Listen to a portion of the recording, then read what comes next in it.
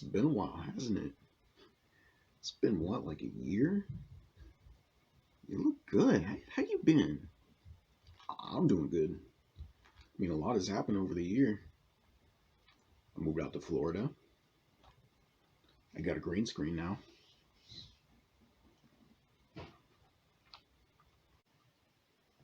Y'all notice anything different? There's no watermark. So again, I'm really sorry about the long, stretched out breaks, but y'all know how it is. Now, I was scrolling through Twitter and I did find something that's pretty interesting. Coca Cola has employees take training on how to be less white to combat racism. There is so much irony in all this. The wrinkles are coming out of my shirt. I mean, soda companies are like the first companies that are going to be political, right? To like appeal to the consumers. But I didn't think they would go this far. All I'm trying to ask is, who are they trying to sell to? Because it's obviously not white people. Confronting racism. Understanding what it means to be white, challenging what it means to be racist. To be less white is to be less oppressive, be less arrogant, be less certain, be less defensive, be less ignorant, be more humble, listen, believe, break with apathy, break with white solidarity. Stop being so stupid. You're stupid because you're white. Or maybe it's the other way around. You're stupid because you're white. That would have been funnier. In the US and other Western nations, white people are socialized to feel that they are inherently superior because they are white. Research shows that by age 3 to 4, children understand that it is better to be white. And this is my favorite one. Try to be less white. A whistleblower leaked out screenshots of videos that they're showing to employees. So I guess we're not going to be seeing vanilla Coke anytime soon. Now, you're probably thinking to yourselves, why would they do this? And that is a good question. About 90% of this problem comes from them because they sat there and said, yeah, that's a good idea. Let's do that. Let's do that. That's a good idea. But 10% of the problem comes from a Dr. Robert DeAngelo. Born as an American author, consultant, and facilitator, working in the fields of critical discourse analysis and whiteness studies. So, so she's a professional racist. Now, she must be a pretty big deal if she was able to convince Coca Cola to be less white because she ended up on an interview with Jimmy Fallon. Jimmy Fallon, everyone's favorite dad joke. The definition of white fragility. White fragility refers to feelings of discomfort and white person experiences when they witness discussions around racial inequality and injustice. For example, people of color may find it difficult to speak to white people about white privilege and superiority. This book is the number one seller and it's sold out. You're telling me that these people are so racist that they need to buy a book on how to not be racist? Just don't be racist. There, I solved it. I solved it. Where's my trophy? Dr. Robin DeAngelo, thank you so much for doing the Tonight Show. I really appreciate it. I know how busy you are and everyone wants to talk to you right now, so this means a lot to me. Thank you, thank you, thank you. And thank you so much for having me. Your book, White Fragility, Why It's So Hard for White People to Talk About Racism, this came out in 2018, Yes, and it's been on the bestseller list ever since then. it has, yes.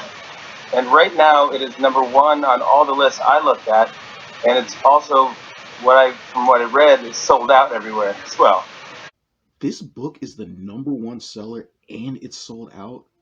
You're telling me that these people are so racist that they need to buy a book on how to not be racist? Just don't be racist. There, I solved it. I solved it. Where's my trophy? An unfortunate time for it to be sold out, but yes. Yeah. Well, here's what I did. I got it on Kindle. Ah, okay. I don't know if you saw this. It went viral online. A flight attendant was greeting people on her plane, and some gentleman came on and he was reading your book. It opened up a whole conversation. Yeah, I mean, I'm glad you brought that up because it actually illustrates several really important points about this. I mean, on the one hand, the story was special because a black woman and a white man had engaged conversation. He talked to her with humility and openness. Wow, a black man and a white woman talking to each other. It's how special and heartwarming. What is this? The 1930s? But this let's just notice that would be exceptional.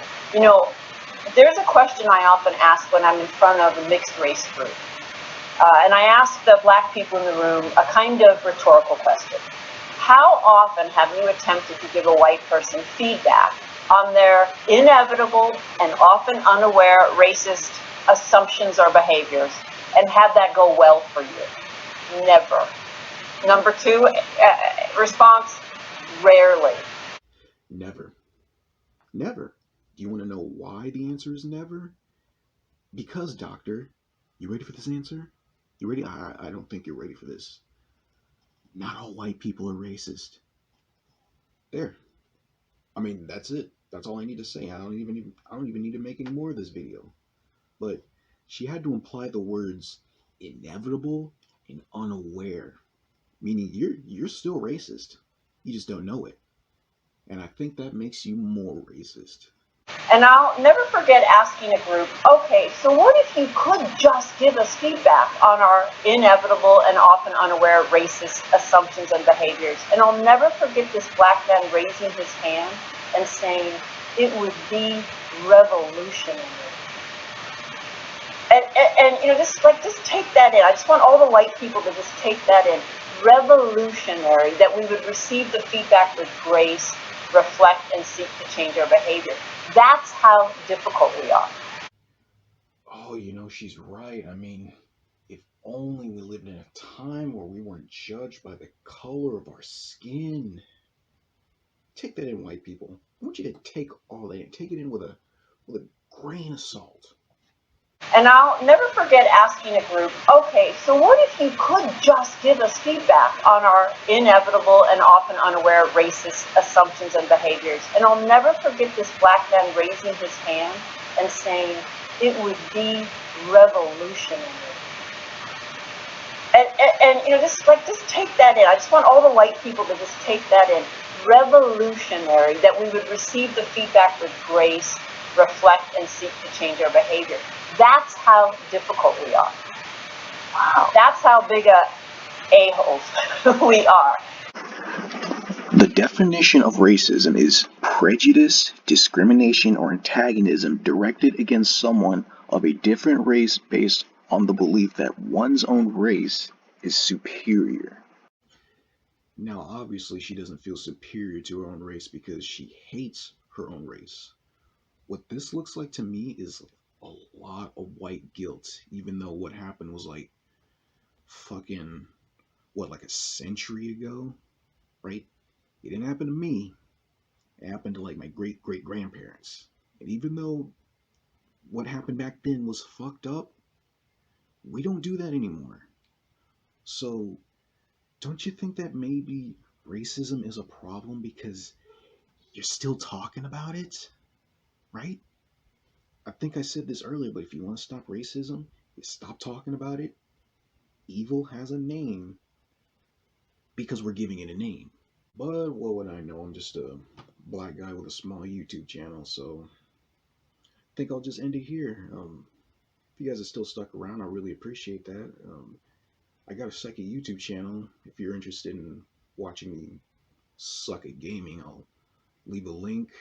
Um, I still want this channel to grow, so if you think someone might like this video, go ahead and share it with them. And yeah, that's it. Stay woke.